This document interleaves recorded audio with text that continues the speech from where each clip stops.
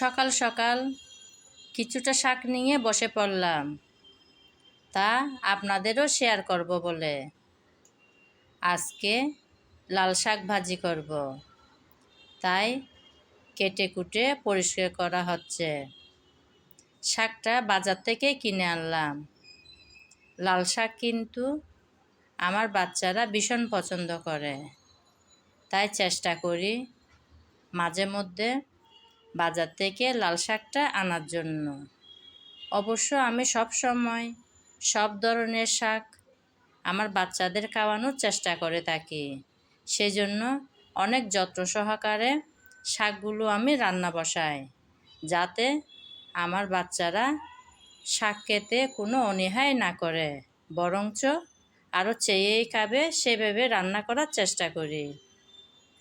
তো নিশ্চয়ই আমার মতন অনেকের ঘরে ঘরে এরকম লাল শাক ভাজি করা হয়, তাই না বন্ধুরা? আজ এ পর্যন্ত।